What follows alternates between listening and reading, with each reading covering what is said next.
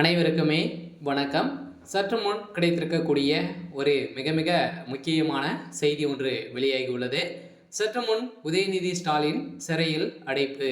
இவர்தான் அந்த கதரும் முதல்வர் ஸ்டாலின். இது மாதிரி செய்திகள் வெளியே இருக்கு.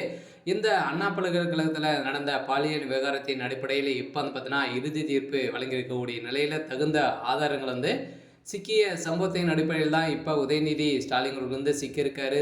கெட் அவுட் மோடி அப்படின்ற பேசிய உதயநிதி ஸ்டாலின் அவர்கள் பார்த்தீங்கன்னா இப்போ கடுமையான விமர்சனங்கள் எழுந்திருக்கக்கூடிய நிலையில் தான் இவர் எதில் சிக்குவார் அப்படின்ற மாதிரி பிஜேபி பார்த்தீங்கன்னா எதிர்பார்த்துட்டு இருந்த நிலையில் தான் இப்போ வசமாக இந்த பாலியல் விவகாரத்தில் பரவலாகவே பார்த்தீங்கன்னா உச்சத்தை அடைந்திருக்கு. இதனின் அடிப்படையில் தான் உதயநிதி ஸ்டாலின் அவர்கள் பார்த்தீங்கன்னா இந்த விவகாரத்தின் அடிப்படையில் இதில் குற்றவாளியாக உதயநிதி ஸ்டாலின் அவர்கள் கைது செய்யப்பட்டிருக்காரு.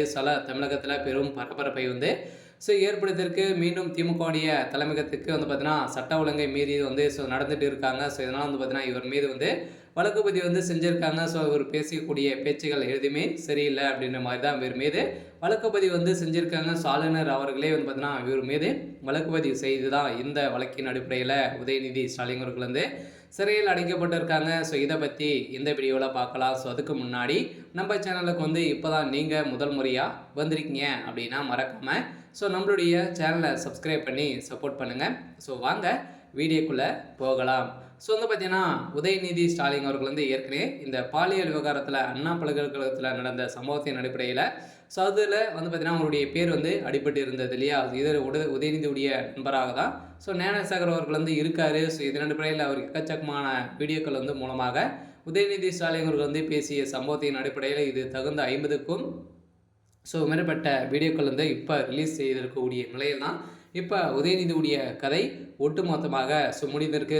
நீதிமன்றத்தில் ஆஜர்படுத்தி இன்று பார்த்தீங்கன்னா இந்த விவகாரத்தின் அடிப்படையில் ஆதாரங்கள் சிக்கிய சம்பவத்தின் அடிப்படையில் தான் நீதிமன்றம் இறுதி தீர்ப்பாக உதயநிதி ஸ்டாலின் அவர்களுக்கு 7 ஆண்டு சிறை தண்டனை விதிக்க போகிறதாக தகவல் வெளியே இருக்கக்கூடிய நிலையில் தான் முதல்வர் ஸ்டாலின் அவர்கள் பார்த்தீங்கன்னா கதறி இந்த சம்பவம் பெரும் அதிர்ச்சியை ஏற்படுத்தியிருக்கு.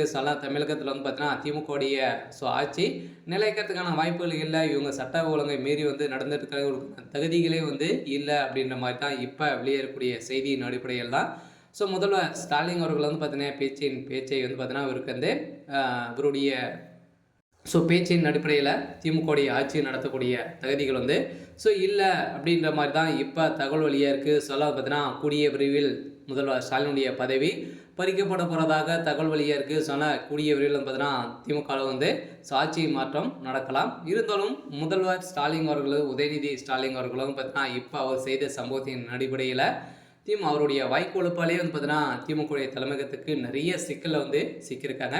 இருந்தாலுமே என்ன நடக்க போகுது அப்படின்றதான் வெயிட் பண்ணி பார்க்கலாம். இது மாதிரி செய்திகளை தெரிஞ்சுக்கணும் அப்படின்னா மறக்காமல் நம்மளுடைய சேனலை சப்ஸ்கிரைப் பண்ணி சப்போர்ட் பண்ணுங்கள். தேங்க்யூ.